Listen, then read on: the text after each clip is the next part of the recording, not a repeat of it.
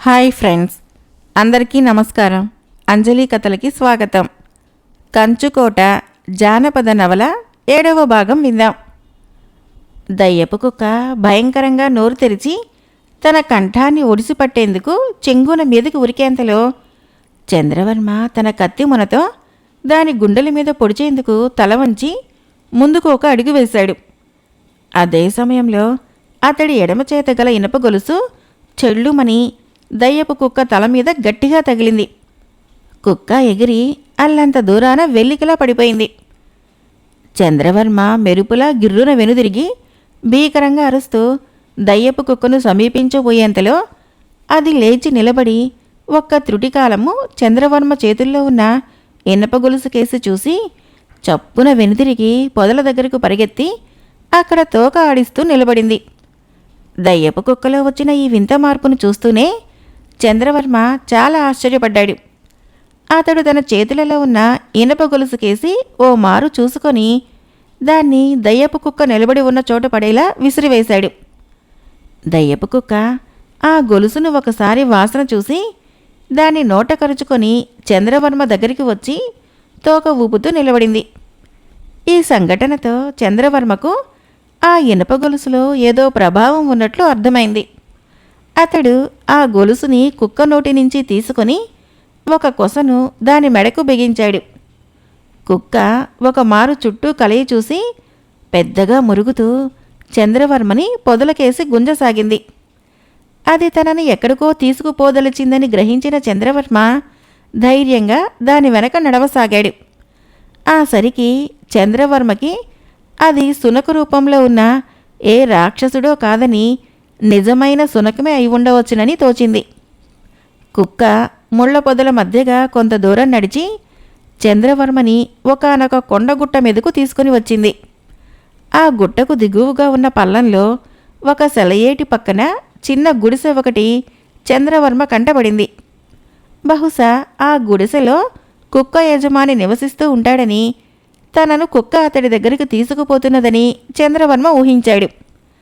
ఆ వెంటనే అతడు తన చేతికి గల గొలుసును కూడా కుక్క మెడకు చుట్టి దాని వెనకగా కొండగుట్ట మీద నుంచి దిగి సెలయేటి అంచునే నడుస్తూ గుడిసెను సమీపించాడు. గుడిసెలో నుంచి ఎవరూ బయటికి రాలేదు. కుక్క పెద్దగా మురుగుతూ గుడిసె లోపలికి పోయి అంతలోనే బయటికి వచ్చి చుట్టూ కలియ చూడసాగింది. ఈ గుడిసెలో ఎలాంటి వ్యక్తి నివసిస్తున్నాడో అనుకుంటూ చంద్రవర్మ జాగ్రత్తగా గుడిసెలోనికి వెళ్ళాడు. లోపల ఎవరూ లేరు. ఒక మూలగా ఒక కుక్కి మంచం ఉన్నది. మరొక వైపున గోడ నానుకొని చిన్న పొయ్యి, దాని ముందు 2-3 కుండలు, చిన్న మట్టి పాత్రలు కొన్ని ఉన్నాయి. ఇంటి వాసాలకు వేలాడుతున్న ఒక తాడు మీద ఒక గొంగళి, చిరిగిపోయిన కొన్ని బట్టలు ఉన్నాయి. ఈ గుడిసెలో ఎవరో బీదవాడు నివసిస్తున్నాడని చంద్రవర్మ భావించాడు. కానీ అంతలోనే అతడికి ఒక అనుమానం కలిగింది. ఇంత భయంకరారణ్యం మధ్య ఆ బీదవాడు కాలం గడపవలసిన అవసరం ఏం కలిగింది? వీడెవరైనా మరొక మాంత్రికుడా? చంద్రవర్మకి ఈ అనుమానం కలగ్గానే అతడు చప్పున ముందుకు నడిచి పొయ్యి దగ్గర ఉన్న కుండలను సమీపించి వాటిని పరీక్షించి చూడసాగాడు. వీడెవడైనా నరమాంస భక్షకుడైతే ఆ కుండల్లో మానవుడి యొక్క అస్థికలు దొరకవచ్చునని అతడి ఊహ. చంద్రవర్మ తన పనిలో నిమగ్నుడై ఉండగా హఠాత్తుగా వెనక నుంచి హెచ్చరిక వినపడింది. ఉన్నచోటి నుంచి కదలకు. కదలేందుకు ప్రయత్నించావో వెన్నెలో ఈటపోటు పడుతుంది. వెనుతిరిగి చూడకుండా నా ప్రశ్నలకు జవాబులివ్వాలి. చంద్రవర్మకి ముచ్చెమటలు పోసినాయి. ఎలాంటి శత్రువు నుంచి తనకు ప్రమాదం రానున్నదో చూసేందుకైనా అవకాశం లేదు. బహుశా తన వీపు వెనక నిలబడి ఉన్న ఆ శత్రువు ఈటెను వెన్ను మీదకి గురిచేసి ఉంటాడు. కనుక వెనుదిరిగేందుకు ప్రయత్నించడం వృధా. నేను నీకు శత్రువుని కాదు, మిత్రుణ్ణి. నా ముఖం చూస్తే ఆ సంగతి గ్రహించగలవు అన్నాడు చంద్రవర్మ భయాన్ని కప్పిపుచ్చుకుంటూ. నువ్వా? నాకు మిత్రుడువా? ఛీ అన్నాడు వెనక నిలబడి ఉన్న వ్యక్తి. తర్వాత ఒక క్షణకాలం ఆగి, నీతో పాటు వచ్చిన రాజభటులెక్కడా అని ప్రశ్నించాడు. రాజభటులా అంటూ చంద్రవర్మ ఆశ్చర్యపోయి, నేను ఈ అరణ్యంలో ఒంటరిగానే తిరుగుతున్నాను. దైవకృప వల్ల నీ దయ్యపు కుక్కకు ఆహారం కాకుండా నన్ను ఒక ఇనప గొలుసు కాపాడింది. ఆ కుక్క దారిచూపగా నేనిక్కడికి వచ్చాను అన్నాడు చంద్రవర్మ. ఆ ఇనప గొలుసు నీ ప్రాణాన్ని కాపాడిందనే దాంట్లో సందేహం ఏమీ లేదు. ఆ గొలుసునే నా కొడుకు కుక్క మెడకు కట్టి దానిని వెంటబెట్టుకొని అరణ్యంలో తిరుగుతూ ఉండేవాడు.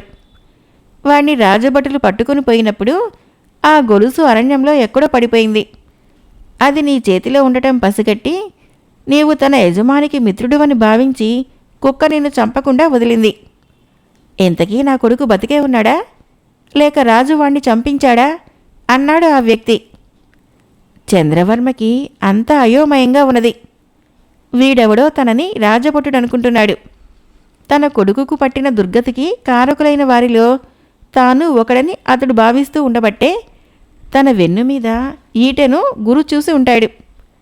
ఈ ప్రమాదం నుంచి బయటపడేది ఎలాగా? చంద్రవర్మకి ఆ ప్రమాద పరిస్థితుల్లో చప్పున ఒక ఉపాయం తోచింది.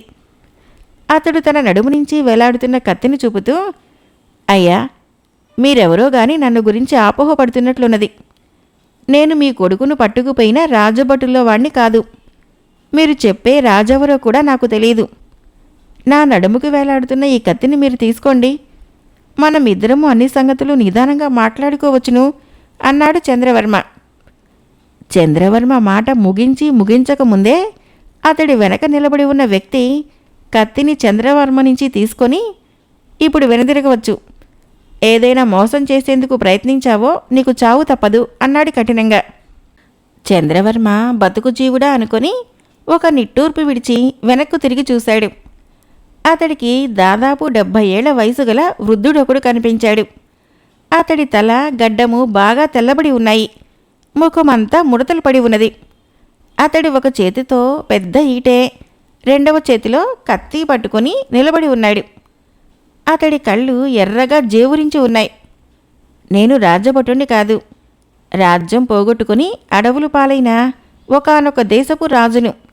మీ కుమారుణ్ణి బంధించి తీసుకుపోయిన రాజెవరు అని అడిగాడు చంద్రవర్మ. నువ్వు ఏ రాజ్యపు ఎల్లల్లో ఉన్నావో కూడా నీకు తెలీదా అని అడిగాడు ముసలివాడు అనుమానం కనబరుస్తూ. చంద్రవర్మ తెలియదన్నట్టు తల అడ్డంగా తిప్పాడు.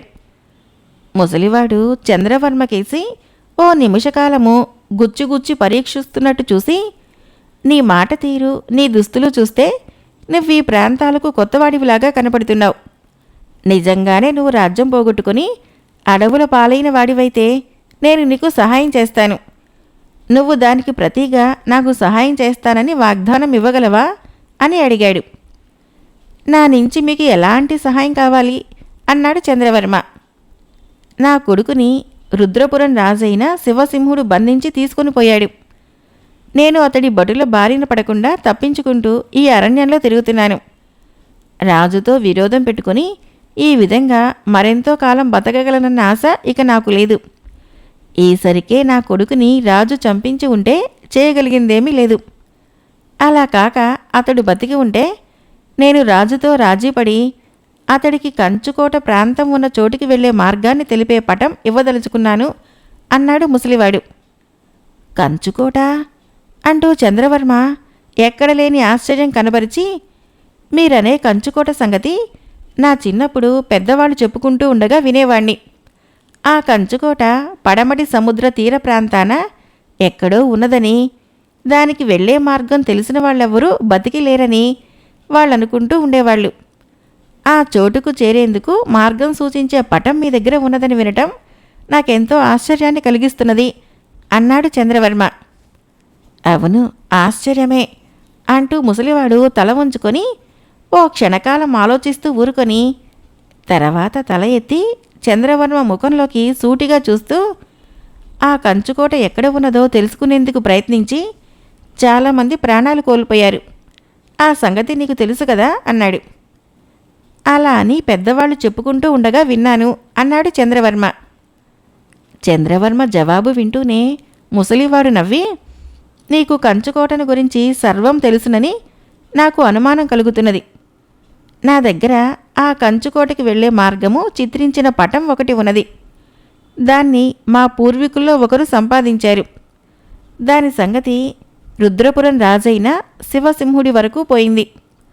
అతడు తన భటులను పంపగా నేను పారిపోయి ఇటు వచ్చాను. నా కొడుకు దేవలుడు అతనికి చిక్కిపోయాడు. కంచుకోటలో లభ్యమయ్యే వెలలేని రత్నరాశుల్లో నాకు కొంత భాగం ఇచ్చేటట్టయితే ఆ పటాన్ని నేను రాజుగారికి ఇవ్వగలను. ఇందుకు నువ్వు మధ్యవర్తిగా ఉండాలి. దేవలుణ్ణి విడిపించాలి. ఇందుకు సహాయపడేటట్లయితే నాకు వచ్చే భాగంలో నీకు కొంత ఇస్తాను. ఆ ధనంతో నువ్వు కావలసిన సైన్యాలను సమకూర్చుకొని నీ దేశాన్ని తిరిగి నువ్వు జయించుకోవచ్చును అన్నాడు ముసలివాడు.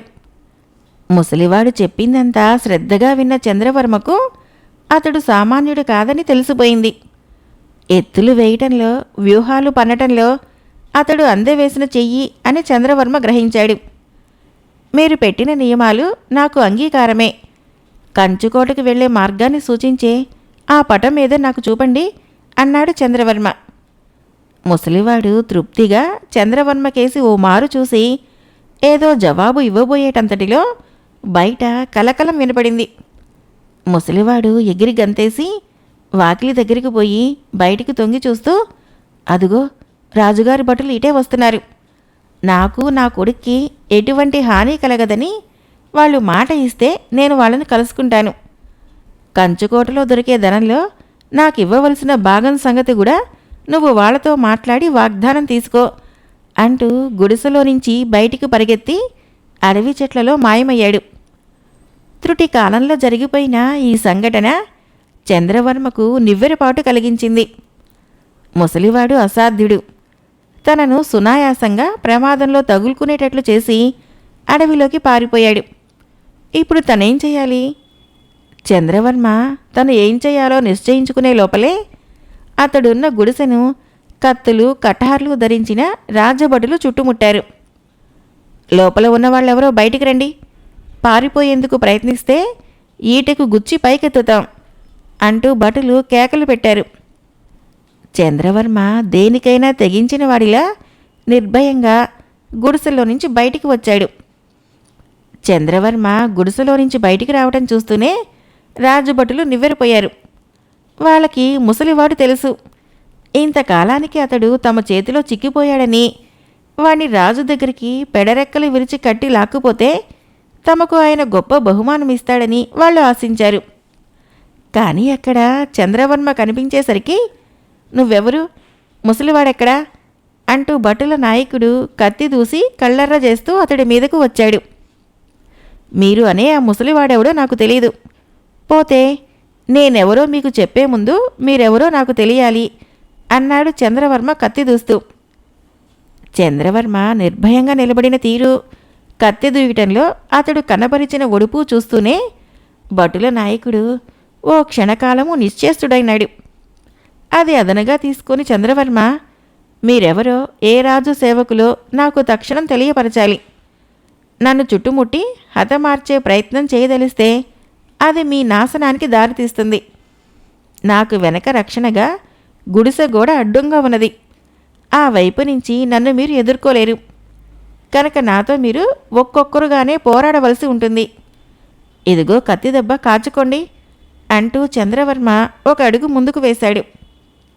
చంద్రవర్మ చెప్పిందంతా యథార్థమని ఒక్క త్రుటికాలంలో భటుల నాయకుడు గ్రహించాడు. అతన్ని చుట్టుముట్టే ప్రయత్నం వృధా.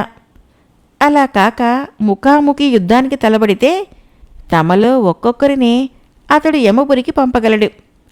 అతడి వాలకం చూస్తే ఆరితేరిన యోధుడిలా కనిపిస్తున్నాడు. అయ్యా, తమరెవరో మహాయోధుల్లా ఉన్నారు. అలాంటి మీకు తోటి యోధుడినైన నాకు అనవసరంగా ఈ కలహం ఎందుకు?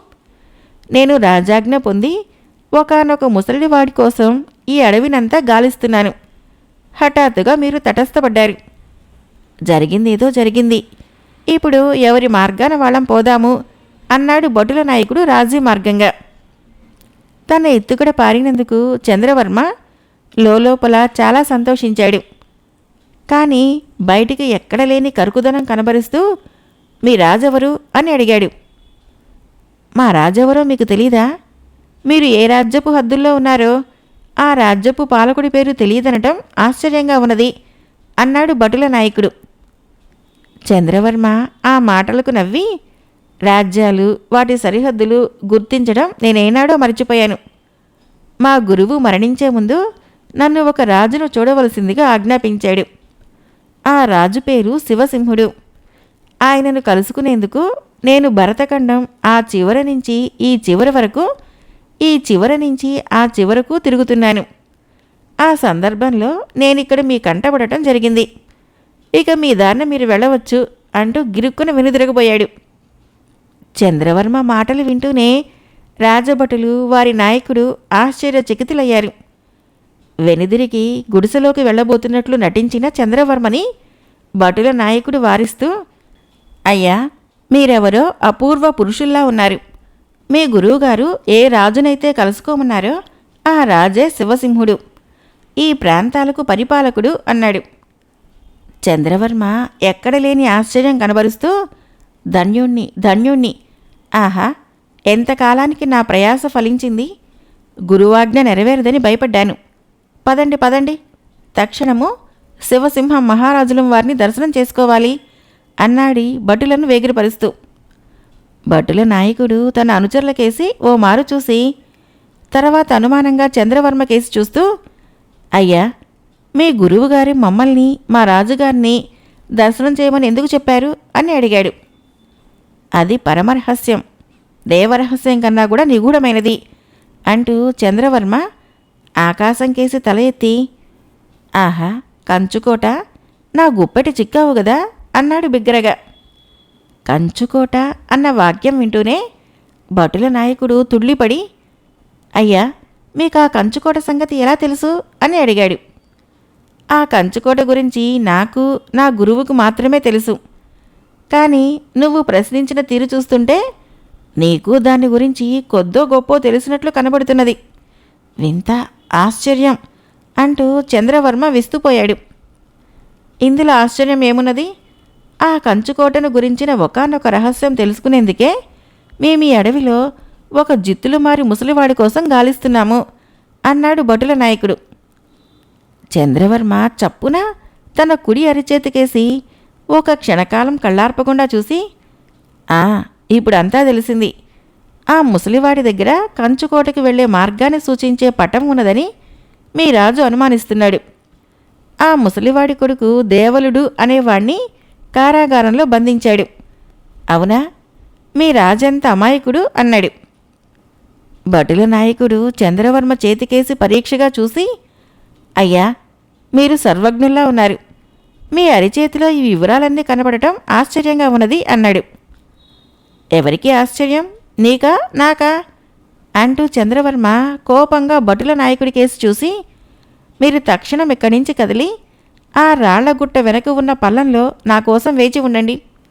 నేను కొద్ది క్షణాల తర్వాత అక్కడికి వస్తాను. తర్వాత అందరం కలిసి మీ రాజు దగ్గరికి పోదాం. తెలిసిందా అన్నాడు ఆజ్ఞాపిస్తున్నట్లు. చంద్రవర్మ దగ్గర ఏవో అపూర్వ శక్తులున్నాయని భ్రమపడిన భటుల నాయకుడు చిత్తం చిత్తం అంటూ తన అనుచరులతో గుట్ట వెనక ఉన్న ప్రదేశానికి వెళ్ళిపోయాడు. వాళ్ళు గుట్ట వెనక కనపడకుండా పోగానే చంద్రవర్మ బయలుదేరి అల్లంత దూరంలో ఉన్న చెట్లలోకి పోయి, అంతా మాట్లాడాను. దేవలుడికి ప్రమాదం లేదు. ఎక్కడున్నావు జాంబవంతా అంటూ కేక పెట్టాడు. ఆ కేక వింటూనే ముసలివాడు చెట్లలో నుంచి బయటికి వచ్చి చంద్రవర్మను సమీపిస్తూ, జాంబవంతుడెవరు అని అడిగాడు. నువ్వే జాంబవంతుడివి. ముసలివాడా అని కేక వేయటం బాగుండదని అలా పిలిచాను. నేను శివసింహుడి దగ్గరికి వెళ్తున్నాను. నీ కొడుకు దేవలుణ్ణి చెర నుంచి విడిపించటమే కాక నీకు కంచుకోటలో దొరికే ధనరాశుల్లో భాగం కూడా ఇప్పిస్తాను.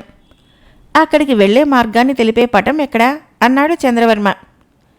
నీ మాటలు నమ్మవచ్చునా అన్నాడు ముసలివాడు అనుమానంగా.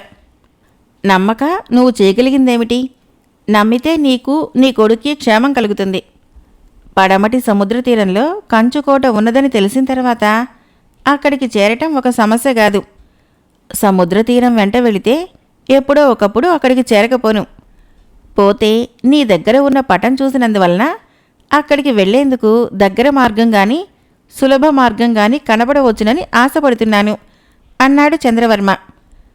చంద్రవర్మ ఇలా అనేసరికి ముసలివాడు కిక్కురు మనకుండా తన దుస్తుల్లో దాచి ఉన్న ఒక పెద్ద తాళపత్రపు కవిలె బయటికి తీసి దాన్ని విసనకర్రలా గుండ్రంగా విప్పుతూ చంద్రవర్మతో, ఇదిగో కంచుకోటకు వెళ్లే మార్గాన్ని తెలిపే పటము అన్నాడు. చంద్రవర్మ ఆ పటాన్ని ఎంతో శ్రద్ధగా పరిశీలించి చూశాడు. అందులో కొండలు, అడవులు, నదులు, ఎడారులు స్పష్టంగా చిత్రించబడి ఉన్నాయి. సముద్రము చిత్రించబడిన చోటుకు ఆనుకొని ఎత్తైన గోడలతో ఒక కోట కనబడుతున్నది. ఆ కోట గోడల మీదుగా కనిపిస్తున్న పెద్ద భవనాలని పొగలాటిదేదో కమ్ముకొని ఉన్నది. చంద్రవర్మ తనలో రేకెత్తిన భయాందోళనలను తొక్కిపడుతూ, ఈ అడవులు, నదులు, ఎడార్లు దాటి మానవ మాతృడెవరైనా అక్కడికి చేరటం సాధ్యమేనా అని తనను తాను ప్రశ్నించుకున్నాడు. ఈ కంచుకోటని మా పూర్వుల్లో ఒకరు చూశారు. నేను ముసలివాణ్ణైపోయాను కానీ లేకపోతే నేనే ఒంటరిగా అక్కడికి వెళ్ళి ఉందును అన్నాడు ముసలివాడు. ముసలివాడి మాటలకి చంద్రవర్మ నవ్వి, సరే ఈ పటం నాకిచ్చేయి, నేనే స్వయంగా ఈ కంచుకోటను వెతుక్కుంటూ వెళతాను. నీ కొడుకు దేవలుణ్ణి కూడా వెంట తీసుకుని పోతాను. నువ్వు ఆ గుడిసెలో క్షేమంగా ఉండవచ్చును. రుద్రపురం రాజైన శివసింహుడితో అన్ని సంగతులు మాట్లాడి నేను నీ కుమారుడు తిరిగి వచ్చే వరకు నీకు అన్ని వసతులు సరిగ్గా ఉండే ఏర్పాటు చేస్తాను అన్నాడు. ముసలివాడు అయిష్టంగా తన చేతిలోని పటాన్ని చంద్రవర్మకు ఇస్తూ, ఇందులో మోసం ఏమీ లేదు కదా, ముసలివాడిని మోసగించడం మహాపాపం అన్నాడు. నిన్ను నీ కొడుకుని నేను మోసగించను, రాజు శివసింహుణ్ణి కూడా. అతడు సన్మార్గవర్తి అయితే నేను మోసగించబోవటం లేదు. అలా కాక చంద్రవర్మ మాట ముగించకముందే అతడికి పెద్దగా గుర్రం సకిలించిన ధ్వని వినబడింది. అతడు చెట్లలో నుంచి గుట్టలోకి తొంగి చూశాడు.